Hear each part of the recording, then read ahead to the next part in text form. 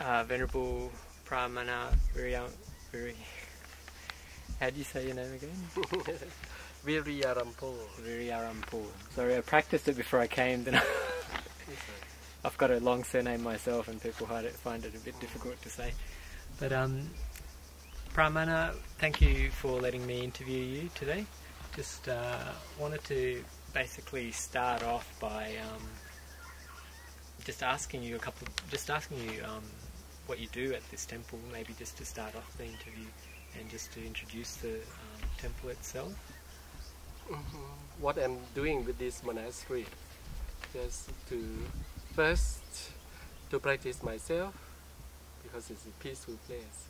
Second, to make this place possible and suitable for people who come to practice the Dhamma.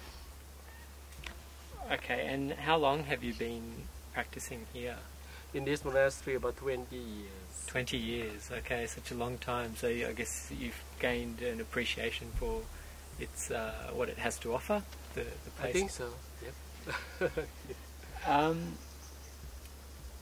So you're the head monk. Is that how it operates for people who don't know? Yes, for the time being. Yes. For the time being. How does that allow you to practice meditation without distraction or practice the things you want to do? No, I think distraction happens all the time. Yeah, because it not only my full time of practicing my own sitting or walking meditation. Since you have to run the place and you have to make the place suitable for people who come to learn the Dhamma. So there are many kinds of work that you have to do. So it's just as difficult as if you were a lay person. I think more difficult. More difficult because you got more. First, as a monastery, it's not like a business company. Alright. So the way that we deal with the people have to really based on compassion and wisdom.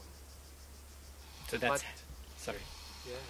But in the worldly way, sometimes it's easy if someone comes to your company and don't work properly, you just invite them to go out and change a new one. Correct.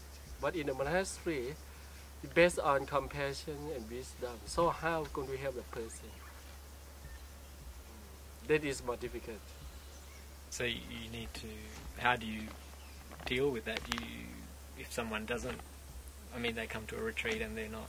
Yeah, there are many nice people during the retreat, and there are some people who are not ready. But you have a good wish for them.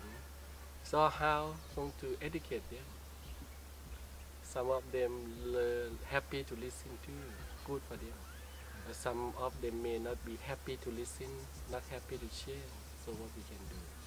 So that's why in the monastery, I think for myself, it's not that easy. It can be more difficult than some job in the worldly way. Just getting on the topic of meditation, many people that I've spoken to, they struggle with meditation.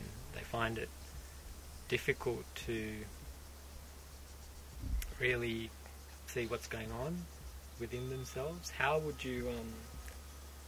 Why do you feel that's the case? And do you have anything that you could offer that might help them to become more grounded? I think the very first thing that people should not expect too much from practice of meditation. This is something to do with a kind of want. Of course, everyone would like to have something, to gain something in one practice. But if it's too much, it can be distraction. And when you expect so much, so you can be disappointed if you don't get it. So this is one thing you have to do. That the very first thing before we practice meditation is to understand the purpose. Why we practice meditation. What we would like to get and how.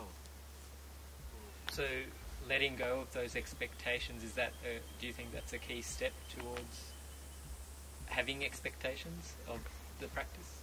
I think that we all expect to get something from meditation. Yeah.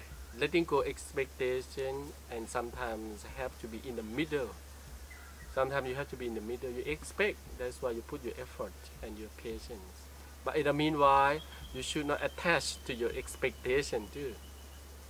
Okay, so it's like walking a bit of a tightrope because you want something, but not being attached to that goal. Okay. So this is why they call the art to master our own mind. It's not that easy.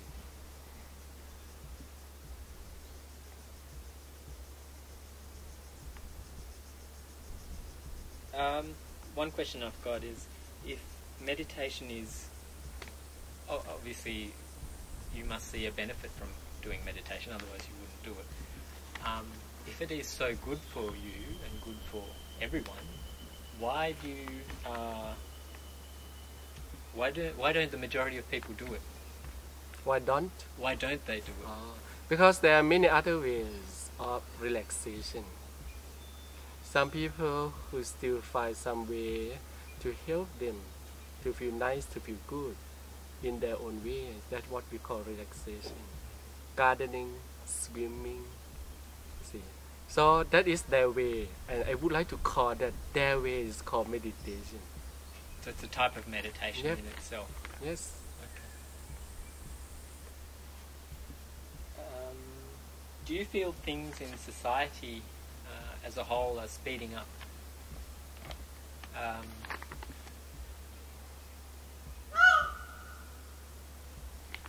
For example, if in 20 or 30 years ago things would take a longer amount of time for things to happen, whereas now constantly new things are coming up. How can we as humans deal with that? Yeah. How do you feel?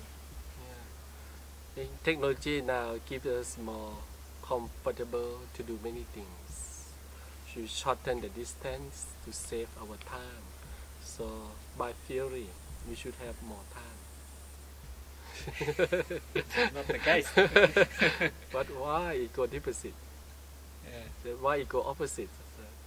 We have to think that maybe the word desire not enough. We have technology seems to be more advanced, and our desire, tanha, seems to be stronger. That's why we never have enough time. So we want more. We want more. There's a problem.